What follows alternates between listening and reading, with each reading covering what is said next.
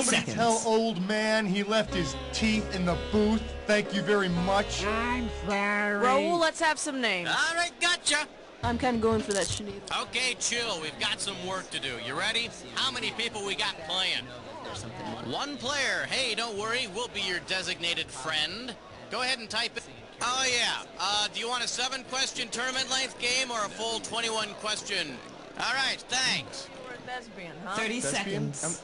Your buzzer is the letter B, as in bright periwinkle blue. 20 seconds. Remember, if you're in danger, save yourself, then save the contestant. All right, listen up. As soon as you think you know the answer to a question, buzz in. Then you have to hit the number that corresponds to the answer you want. You got that? 10 seconds. Good luck. 9, 8, 7, Okay, let's get rid of that desktop. 4, Go to black. White and Whitey. Tuesday nights following Homeboys in Outer Space. Super. Just super duper.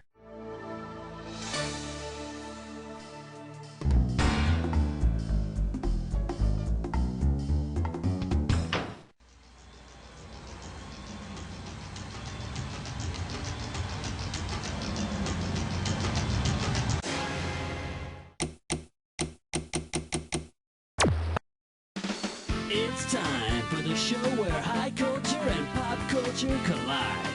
Hello there, this is Utilo Jack TV. I'm Schmitty, and you are playing by yourself. Nothing to be ashamed of, everybody does it. Looks like just the two of us today, huh? Great, now I can say whatever I want to. Yeah, baby. Okay, come on, let's go. Give me a... And now climbing up the charts all the way to #1. All right, give it up for There's No Such Thing as Too Much Caffeine. You get this one, you pocket $2,000. Get the wax out of your ears, it's question time. Oh no, aliens have destroyed your local Starbucks. Given their long-standing hatred of things named Starbucks. Nope, Romulans have a hatred of Vulcans, so they would destroy things like vulcanized rubber factories, I suppose. Does this ring a bell? On Battlestar Galactica, the folks who fight Lieutenant Starbuck are the Cylon Raiders. Eventually, he defeats them by charging way too much for a decaf latte. Throw me a category.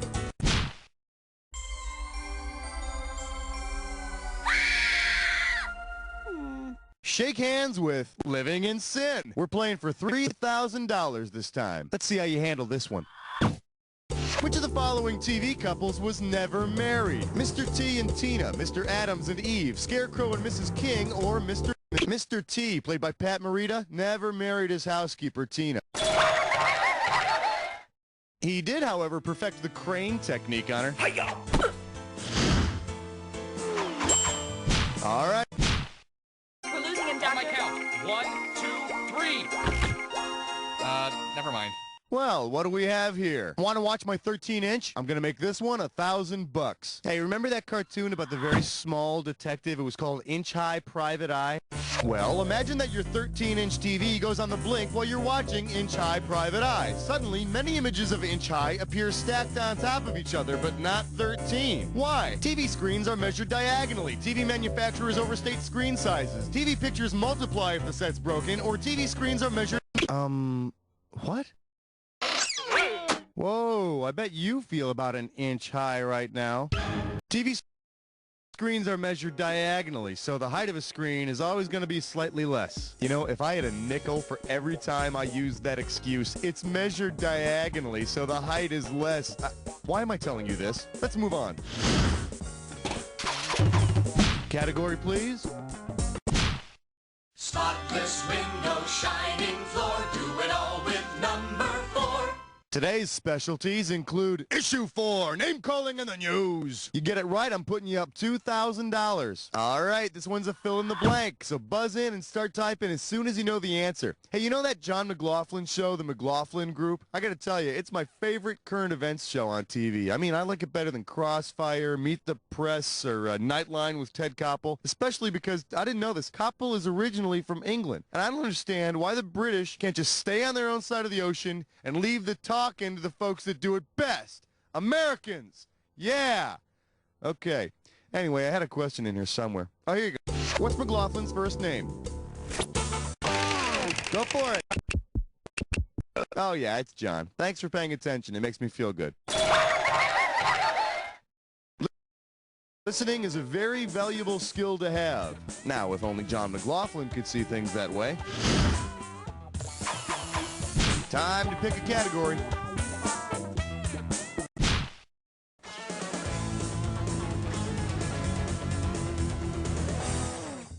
This category is known as able to leap tall cruise ships in a single bound. $1,000 if you get it. All right, it's analogy time, people. Get your fingers twitching and buzz in when you think you've made the connection.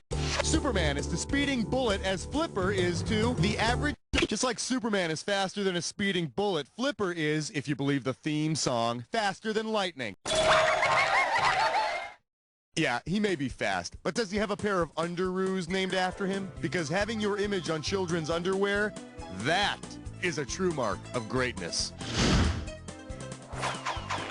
All right, I need a category. All right, don't freak out on me or nothing, but you're about to jump head first into a diss or dat. The category for this diss or dat is pop quiz. All right, here it is. I'm going to name off. You know what's going on? Excellent. Here's 30 seconds. And we're off. Michael Jackson, Coca-Cola, Max Headroom, Mean Joe Green, Cindy Crawford, Bill Cosby, Michael J. Fox. Last one, Joe Montana. That's all. All 7. You got 5 out of 7. Are you happy with that? Let's look at your score. And now back to our regularly scheduled program. Throw me a category. Question 7 is dedicated to the men and women of trivia. Let's see what we got going. See you in the funny papers. $2,000 for a correct answer. Ready? Catch this. Say there were a big barbecue for the annual comic strip characters reunion. Because his or her show was not based on a comic strip, which of the following would you not? Since the Munsters is not based on a comic strip, Herman's not going to be invited to the party. Besides, after a couple of beers, I hear he turns into a real monster. All right, pick a category. Join us as we explore the fascinating world of 8. Let's take a look at, for a big fart, pick this question. I'm going to give away $3,000 this time. Okay, for this one, you're going to have to listen closely and hit your buzzer when you figured out what the heck's going on.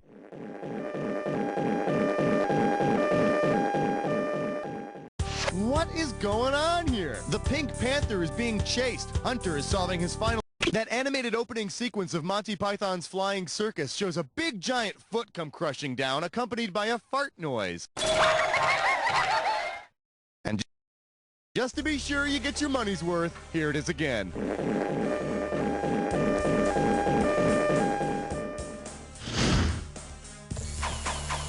Give me a category.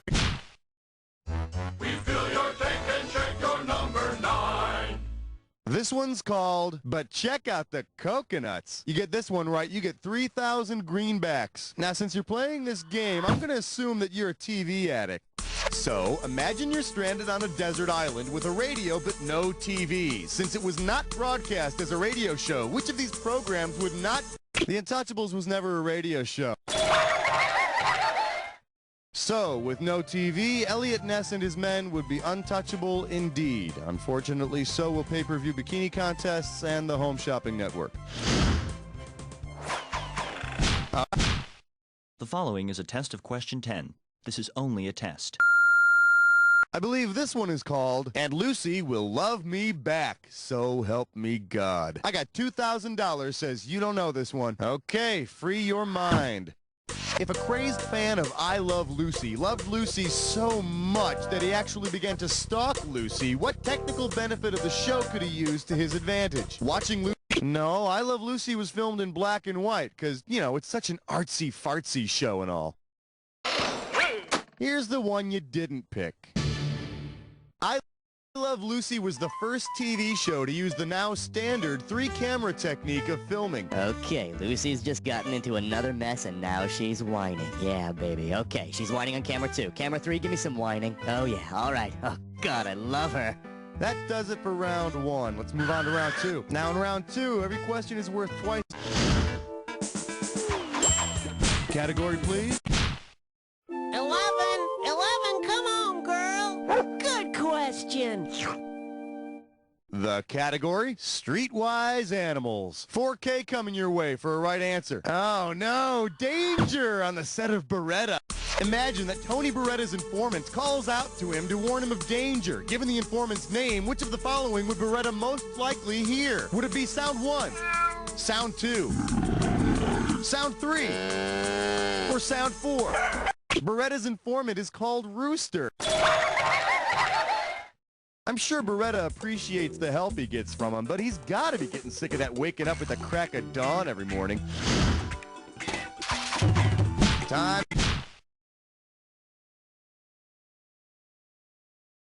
And our special guest tonight, Treat Me Like a Tool. I'll give you 4,000 clams for this bad boy. All right, you're going to want to get your eyes ready to check out this picture. You all set? Here it comes. Which character most likely sees one of these every day at work? Al from Married with Children. Sam. This thing is called a Brannick device. It's used to measure your shoe size by people like shoe salesman Al Bundy. Brannick device, Brannick. It sounds like a detective show. Hey, maybe they could make Al as a cop. Smells like there's trouble afoot, Peg. Throw me a category. Flash, we interrupt this game to bring you a special question. Let's have a big warm welcome for Milk with Bacon and other unkosher dinner episodes. You get it right, you get 2K. Suppose a bunch of TV characters gather for a Shabbat dinner. Instead of saying Shabbat Shalom, which two characters might greet their fellow diners with Shazbat Shazam? Mork and Gomer Pyle, Shaggy and Genie, JJ and Captain Marvel. Or Mork says Shazbat, Gomer says Shazam. And then matzo balls come flying out of nowhere. All right, pick a category. Hey, stress cut with lime sword. It's time for activity stresses. Let's see if you can make some sense out of this gibberish category. Always choose Europe over Asia. You move fast, you can get 10,000 bucks on this gibberish question. Now here's the deal. The more time you take, the less cash you get. Step right up and buzz in when you can tell me what this rhymes with. Japan, ban. Swiss, so sweet. And try to ignore the punctuation.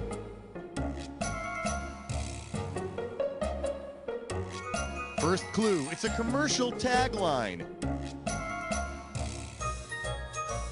It's a tagline that helps sell. You want it, you got it. Type it.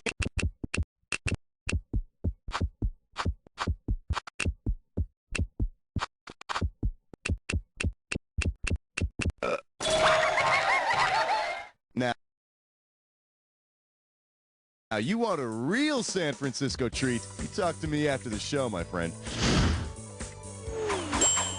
Give me a category. The thrill of answering! The agony of 15! May I introduce Make-Believe Dogs Wish to Thank the Academy. You get a right answer, you're walking away with $4 grand. You know something? Those network news programs will do just about anything to boost ratings. Say the networks begin hiring cartoon dogs to do the news. Because the award named is an act. The Peabody Award is considered to be the most prestigious in broadcasting, so Mr. Peabody from the Bullwinkle Show might win one. Now, if only they had an award called a Barney. All right, I need a category.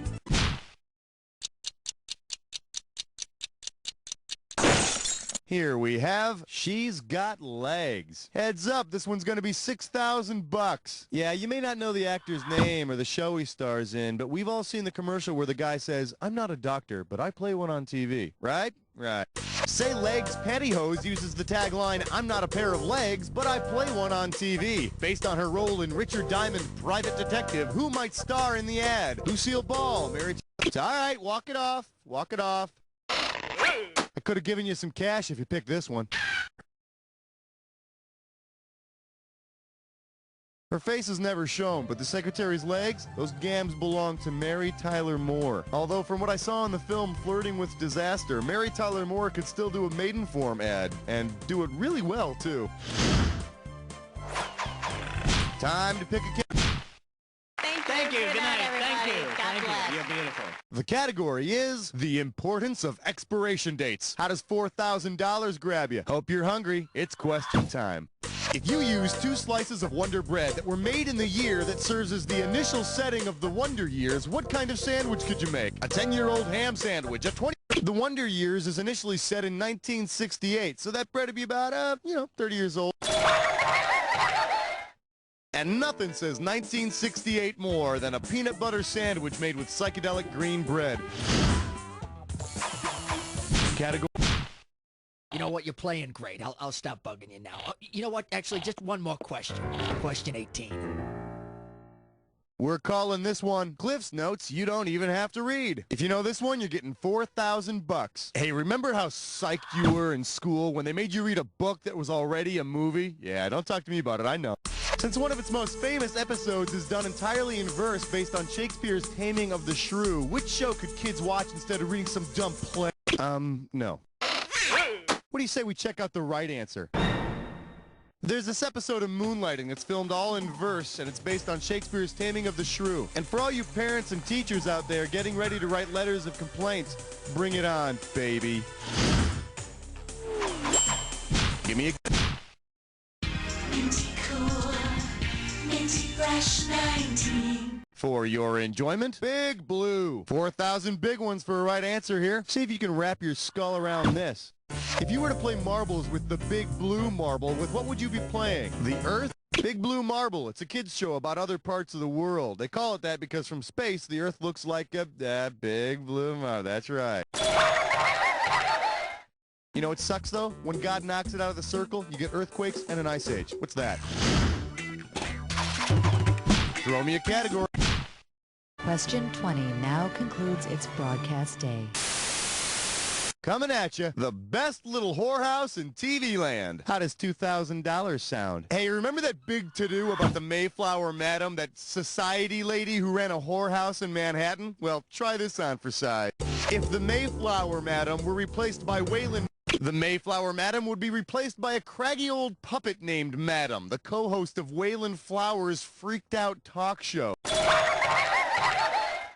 Too bad the Mayflower Madam didn't know Wayland. When she was arrested, he could have pulled a few strings. All right, pick a cat.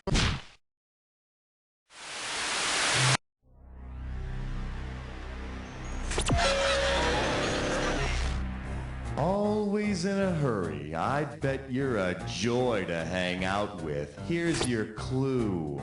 So, where do you practice? Unfortunately, your time for practice is over.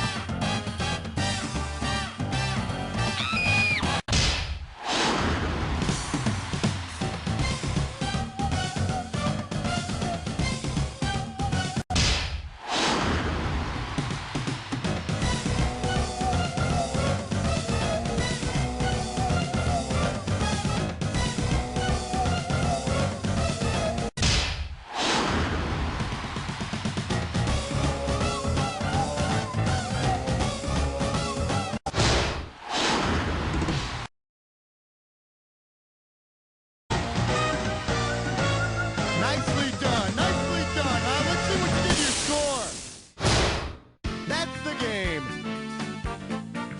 Hey, way to go, Player One. You know more about TV trivia than anyone else who played that time. How does that make you feel, huh? Kind of like... You don't know Jack!